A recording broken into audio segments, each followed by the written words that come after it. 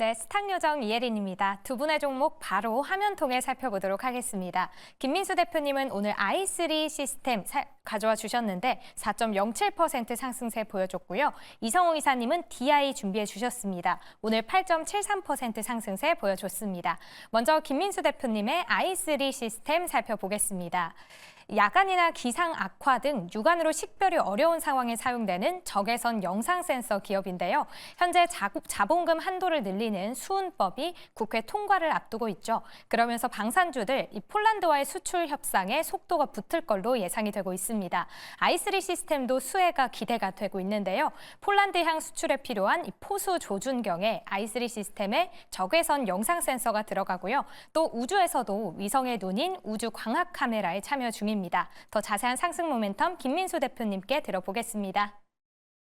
네, 김민수 대표님의 종목 i3 시스템입니다. 방산주 네, 다시 방산주고. 또 뜨거워지고 있어요. 예, 특히 우리 뭐 이런 요즘에 이렇게 OTT에서 영화 볼 때 많이 나오는 바로 그 적외선 안경과도 연관이 있는 것 같은데요.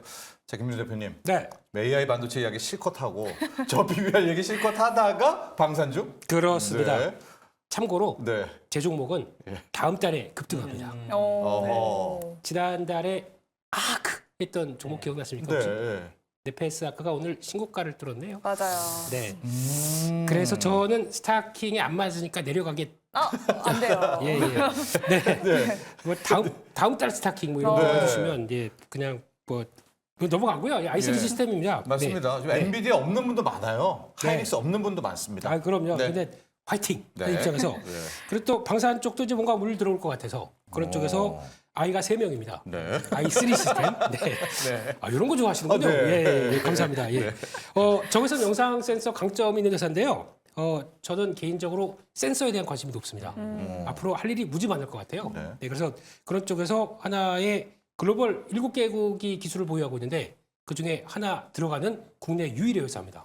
이런 거 좋죠. 프리미엄. 네. 그런 쪽에서 일단 이쪽 관련된 쪽에서 이제 적외선 영상 관련된 쪽들은 아무래도 뭐 국방 쪽 당연히 방산 쪽 들어갈 거고요. 네. 예, 의료 쪽 엑스레이 관련된 쪽으로 들어가고 있고. 의료. 예. 네. 그리고 또 우주 항공 쪽에서도 우주 광학 카메라 쪽에 들어간다고 합니다. 네. 그리고 로봇 앞으로 여기 많이 탑재될 것 같아요. 어차피 로봇은 이제 카메라는 눈으로 달려 있는데 네. 인간이 못 보는 쪽 비가시성이라고 그러죠. 네. 그쪽에서 적외선부터 엑스레이까지 다 커버한다. 그러면 거의 기본템으로 장착하기 시작하게 되면 이것도 또 하나의 큐가 확대되는 쪽으로 나오겠죠. 감각이 있어야 되니까. 그렇죠. 그것도. 예. 네. 그리고 또 요즘 많이 얘기나는 AGI. 예.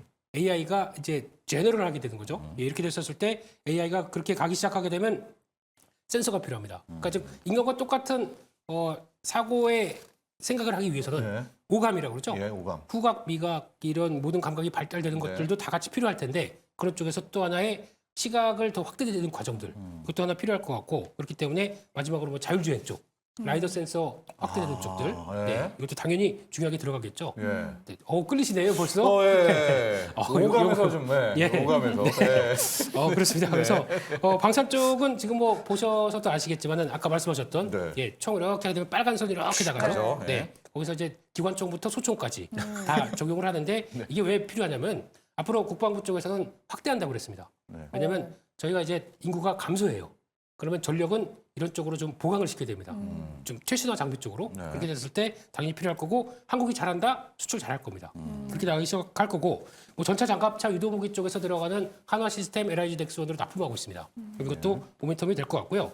그 중에서 또 앞으로 성장 모멘텀 중에서 킬웹이라고 있습니다.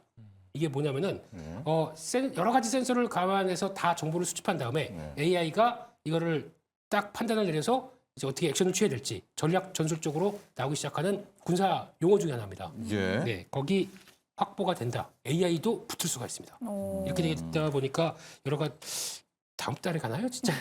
네. 모멘텀이 엄청 많은 그래요. 이거 i3 시스템. 석 달 봐야 되겠는데요. 네. 분기 종목으로 볼까요? 네, 너무 가서 이제 좀 약간 우아한 입장 쪽에서 네네. 그래서 아마 성장성에 대해서는 크기 때문에 이런 것들 이제 막 움직이는 단계 쪽에서는 좀 보는 게 좋겠다 네. 이렇게 바라보고 있습니다. 이렇게 i3 시스템 말씀을 해주셨는데 또 방산 관련주는 계속해서 이야기가 나오고 있는 국회 이야기를 해야 되잖아요. 이거 추가 상승이 계속 갈 수 있나요? 네, 방산주 쪽에서 모멘텀 이제 국소위 쪽에서 이제 토크가 됐고 네. 그러면은 이제 한 25조. 그러니까 수은법에서 수은법. 나오는 네. 10조에서 좀 더 해도 되지 않을까요? 15조에서 10조는 좀 작지 않을까요? 그래서 네. 개인적인 바람으로는 아예 물 들어올 때 확 터줘야 되니까 네. 한 뭐 그냥 그 박진 위원이셨나요? 그분 네. 예전에 딱 얘기 발의하셨던 것처럼 50조 해주는 게 좋지 않을까. 네. 근데 29일 날 국회 본회의 통과합니다. 네. 그때까지는 계속 모멘텀 살아있기 때문에 방산 쪽도 보는 게 맞겠다고 싶습니다. 네. 29일까지는 모멘텀이 살아있다라고 말씀을 해주셨는데요. 이성우 이사님은 i3 시스템 어떻게 생각하시는지 OX로 먼저 표시를 해주시죠. 하나, 둘, 셋. 오. 이유는요? 방산 쪽이 원래 GDP 정도의 성장의 밸류만 받아왔어요. 그런데 그 해외 수주가 나오면서 밸류에이션이 한 10배 이상 정도 이 정도로 부여가 받기 시작했고 수은법의 구조로 뒤에 수주가 나오는 기업들이 이제 뭐 가깝게 폴란드 1차를 받았던 현대 네. 로템부터 시작이 될 수가 있습니다. 해외에서 수주를 줄 때 우리가 이 자금의 한계, 전체에서 40% 받을 수 있는 한계 때문에 좀 지연이 되는 부분이 있었는데 이제 그 부분이 해소가 되는 단계로 보이고요. 그렇다 보니까 i3 시스템 같은 경우도 전체적으로 파이가 좀 커질 수 있다라는 그런 생각이 들었습니다. 네, 그러면 i3 시스템의 가격 전략은 어떻게 세워봐야 하는지 김민수 대표님 정해주시죠. 네, i3 시스템 보게 되면 지금 주가가 이제 막 중요한 자리에서 턴하기 시작하는 과정인 것 같고요. 네. 그래서 레벨업하기 시작하게 되면 거래가 좀 못 따릅니다. 거래만 들어오기 시작하게 되면 레벨업이 좀 나오지 않을까. 그런 쪽에서 지난번 고점권에서 거래 많이 났던 4만 원대 부분까지는 시도가 들어가리라고 보면서 네. 실적 동향들 계속 체크해야 될 것 같고요. 손절가는 29,000원대로 말씀드리겠습니다. 네, 오늘 김민수 대표님은 i3 시스템 준비해 주셨고요. 목표 주가는 4만 원, 손절 라인은 29,000원 제시해 주셨습니다. 저희도 선택할게요. 네. 하나, 둘, 셋. 왜? 아니 이제 좀 헛헛해요 지금. 어. 엔비디아도 없고 하이닉스도 없고 좀 헛헛한 그런 상황에서 방산 쪽을 좀 보는데 이 빅 큰 회사들은 좀 안 땡기거든요. 네. 그러니까 방산 쪽에 포트에서 뭐 담을까 하다가 또 i3라는 i가 셋. 네. 좀 안 봤던 종목이거든요. 이런 좀 작은 걸로 제 헛헛한 마음을 달래주자라고 해서 저는 이제 매수를 들었습니다. 달래줄 수 있을까요? 제가 오늘 요걸 잘했네요, 요거를. 네네. 네. 감사합니다. 네. 선택해 주셔서 감사합니다. 이렇게 또 김민수 대표님과 개그 코드까지 맞아서 좋아요, 오늘. 저희가 네. 이렇게 매수를 둘 다 선택을 했습니다. 그러면 이성웅 이사님의 종목도 바로 만나볼게요. 네. 혜린 씨 나와주세요. 네, 이성우 이사님의 DI 살펴보겠습니다. 반도체 검사 장비 기업인데요. 삼성전자와 SK 하이닉스를 협력사로 디램과 낸드 메모리의 불량을 발견해내는 버닌 테스터를 공급하고 있습니다. 또 SK 하이닉스가 오는 3월 세계 최초로 HBM3 양산을 시작한다고 하죠. 여기에 수의 기대감이 커지고 있는데요. DI는 지난달 SK 하이닉스를 대상으로 360억 원 규모의 디램용 웨이퍼 테스터를 공급 계약을 공시를 했습니다. 높은 마진율을 가지고 있어서 내년 이익을 견인할 걸로 전망이 되고 있는데요. 자세한 이야기 이성웅 이사님께 들어보겠습니다. 네, 이성우 이사님의 종목 DI입니다. 반도체 테스트 업체인데 이성우 이사님 네. 지금 이제 AI 반도체 또 HBM 네. 또 이게 난리잖아요. 네. 근데 지금 이 테스트는 네. 낸드 뭐 이런 쪽 테스트하는 곳 아니에요? 디램 네. 테스트 업체 아닙니까? 그렇기는 한데 네. 그렇다고 하면 안 갖고 왔겠죠. 어허. 네, 안 갖고 왔겠죠. 네. 그냥 뭐 일반적인 기업이라고 하면은 말씀을 드리지 않았을 것 같아요. 네. 자, HBM의 핵심, 고대역폭 메모리의 핵심은 예.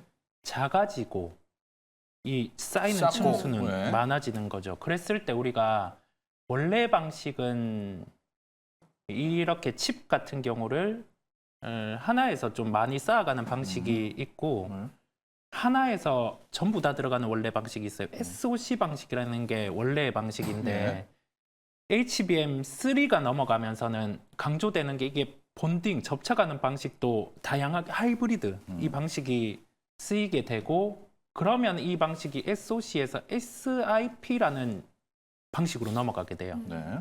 시스템 인 패키지죠. 칩 같은 경우를 컴포넌트를 하나 안에 넣는 겁니다. 그러면 이 기술 같은 경우를 테스트할 수 있는 장비가 나오면 많이 쓰이겠죠. 네. 지금은 크게 쓰이지 않고. 예. 그 부분이지 않을까요? 오. 그 부분이지 않을까라는 생각이 우선 들고요. 지금 네. 검사 장비 쪽은 뭐 내구성을 검사하는 버닝 테스트 장비는 삼성전자 향, 네. 그다음에 SK 하이닉스 향 같은 경우는 뭐 낸드용 낸드. 웨이퍼 네. 메모리 테스트 부분인데 이게 일본의 어드반 테스트 장비가 계속 쓰여왔어요. 네. 근데 이제 국산화로 대체될 수 있는 환경이 작년에 기본적인 수주로 보여줬고요. 이제 아까 말씀드린 요인처럼 HBM3 넘어가면서 본딩 쪽이 핵심, 하이브리드 본딩 그런 기업은 한미반도체가 고밸류를 받고 있는 당위성이고요. 여기에서 검사 장비를 할 수 있는 레퍼런스를 갖춘 기업이 DI다 보니까 저는 한 발 더 보고 네. 오. 말씀을 드리게 되었어요. DI. 네. 네. 미리 선점을 해야 한다라는 의미일까요? 네, 그런데 주가가 이게 주간으로 한 30%가 올랐어요. 예.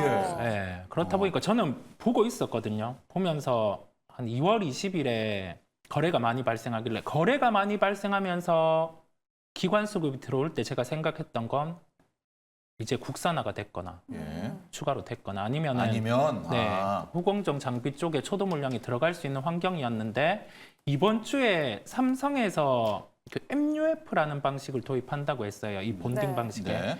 그게 이제 또 여기에 대해서 차세대로 3E 4로 넘어가는 그 초석이 될 수 있는 거거든요. 왜냐하면 어느 정도 본딩 장비 같은 경우는 좀 확보가 될 수 있는 점을 내비치면서 소재를 이제 여기에서 이 방식을 쓰겠다라고 얘기를 한 거거든요. 그렇다 보니까 좀 DI 같은 경우를 좀 보면 어떨까.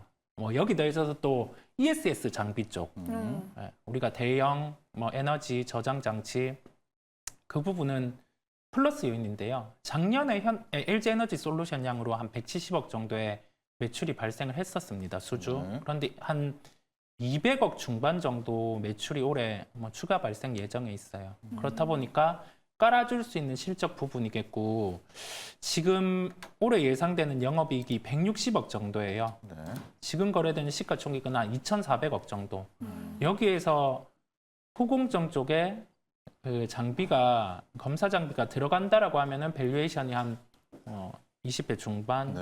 30배 이 정도도 받을 수 있는 그런 구성을 가지고 있다라고 생각이 듭니다. 그러니까 HBM3 이제 이후부터 HBM3 익스텐션 뭐 2, HBM4 가면은 뭐 어떻게 쌓을지 모르죠. 그래서 막 이제 뭐 진짜 막 쌓을 텐데 네. 거기는 하이닉스도 있고 삼성전자도 있으니까 네. 이 테스트는 DI가 다 들어갈 거다. 이런 기대감인 거죠. 네, 그런 기대도 있고 기동 네. 기대. 그다음에 이 기둥은 네. DDR5입니다. 예. 네, 아, DDR5 네. 같은 경우에 수요가 전환되는 시기 과거를 봤을 때 DDR4로 전환될 때 한 20% 전환이 됐을 때 DDR4와 관련된 장비 업체들의 매출이 한 30% 이상 증가가 됐었어요. 예. 그런데 DDR5의 전환이 지금 초기 단계다 네네. 보니까 이와 관련된 부분이 DDR4에서 5로 20% 30% 전환되면 그와 관련된 매출도 뭐 40% 50% 올라갈 수 있는 요소가 있어요.